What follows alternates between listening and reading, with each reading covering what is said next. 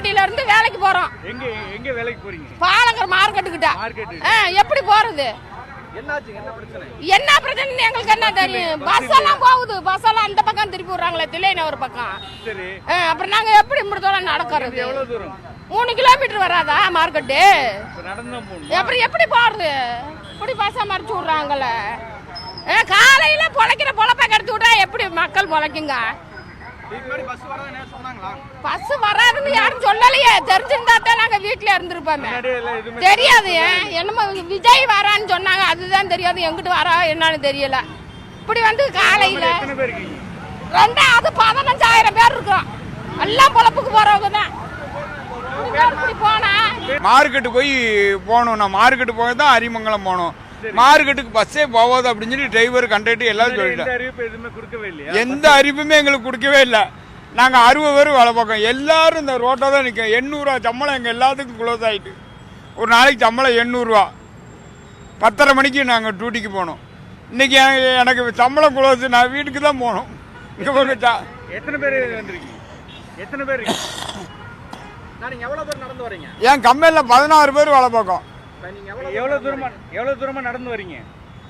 இப்போ நான் ஜங்ஷன்லேருந்து நடந்து வரேன்.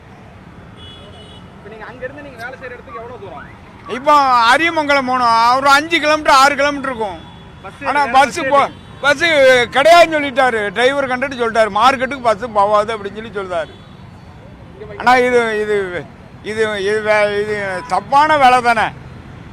உங்க பேரு? என் பேர் முருகன். ஆமாம், இது தப்பான வேலை தானே. இங்கே பாருங்கள், 5 கிலோமீட்டர் என்னால் வயசு 60 வயசு ஆகி போச்சு. என்னால் நடக்க முடியுமா? என்னால் நடக்கவும் முடியாது. இன்றைக்கி 800 ரூபா சம்பளம் என்னால் போச்சு. 800 ரூபா சம்பளம் போச்சு. எண்ணி இல்லை. நாங்கள் என் கம்பெனியில் மட்டும் 16 பேர் வேலை பார்க்காங்க. 16 பேர் இருந்தால் தான் நிற்காங்க.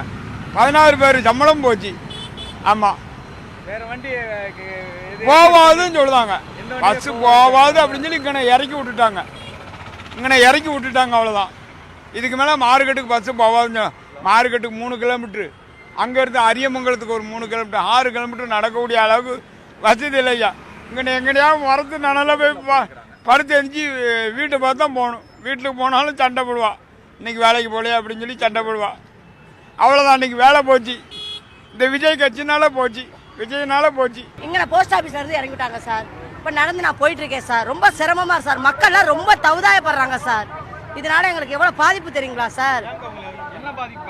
என்ன பாதிப்புனா, இப்போ வந்து மக்கள் ரூட்டு தெரியாமல் ரொம்ப சிரமமாக இருக்குது. எந்த சைடு போகணும் வரணும்னு எங்களுக்கு தெரியாமல் ரொம்ப கஷ்டமாக இருக்குங்க சார். இதனால இப்போ நான் நடந்து 3 கிலோமீட்டர் போகணும் சார். இப்போ பூ எடுக்க இன்னும் வர தகவலே சொல்லலைங்க சார். இப்போ வந்து தான் எங்களுக்கு ரீசெண்டாக தெரியுது இது மாதிரி வர்றாங்க அப்படின்னு சொல்லி. இப்போ வந்து தான் எங்களுக்கு தெரியுது பஸ் ஏறினதுக்கு அப்புறங்க சார். நாங்கள் மணப்பாறைங்க சார். ஆமாங்க சார். தெரியாதுங்க சார். இன்னும் வரல எனக்கு ரீசன் தெரியல. இங்கே வந்ததுக்கு அப்புறம் தான் விஜய் வந்திருக்கிறாங்க, அதனால தான் பஸ்ஸு மறியல் பண்ணி விட்டுருக்கோம், மாற்றி விட்டுருக்கோம் அப்படிங்கிறாங்க. இதனால மக்கள் வந்து ரொம்ப பாதிப்பாக இருக்குங்க சார். எங்களுக்கு ரொம்ப இடதூரமாகவும் இருக்குதுங்க சார். இதனால வந்து இப்போ நாங்கள் போய் நடந்து வாங்கிட்டு எப்படி ரூட்டு வரணும்னு எங்களுக்கு அதுவும் தெரியலைங்க சார். இப்போ நிறையா பேர் வந்து நம்மளை தாண்டி ரொம்ப போகிறவங்களும் இருக்காங்க சார். அதனால் மக்கள் வந்து ரொம்ப பாதிப்பாக இருக்குங்க சார். மக்களுக்கு பாதிப்பு இல்லாமல் எதாக இருந்தாலும் நடத்த சொல்லுங்கள் சார். இருக்கலாம், வாய்ப்பு இருக்குங்க சார்.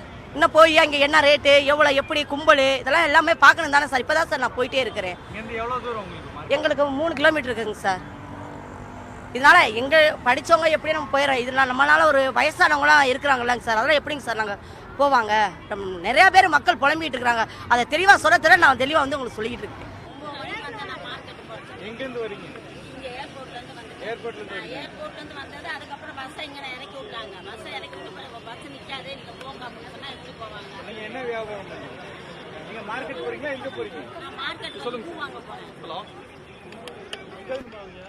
ஏர்போர்ட்ல இருந்து வரேன்.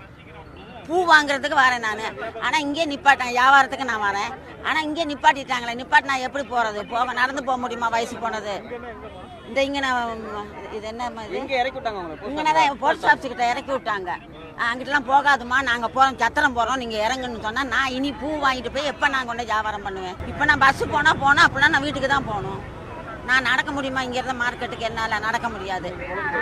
என் பொழப்பும் கெட்டு போச்சு. இல்லை இன்னைக்கு என் பொழப்பு கெட்டு போச்சு. இனி நம்ம பூ வாங்கி இனி நான் எப்போ கொண்டு விற்பேன்? இப்போயே 11 மணி ஆக போகுது. எப்போ நான் விற்பேன் பூவை கொண்டு போய்? வீட்டுக்கு தான் நான் போகணும். ஒரு 1/2 hour 1 hour ஸ்பெண்ட் பண்றதுலாம் தப்பு கிடையாது. இது ஏதாவது பிரச்சனை இருக்குதா? நாங்க பாட்டு அமைதியா நிக்கிறோம். ஏதாவது பிரச்சனை இருக்குதா? இல்ல அதை வந்து ஒரு குறையா எதுக்கு சொல்றாங்க? சொல்லக்கூடாதுன்னு தான் சொல்றேன் நான். ஒரு 2 மணி நேரம் ஸ்பெண்ட் பண்ண முடியாதா ஒருத்தருக்காக? இல்லைன்னா வராம வீட்டுல இருந்துக்க சொல்லுங்க அவங்கள.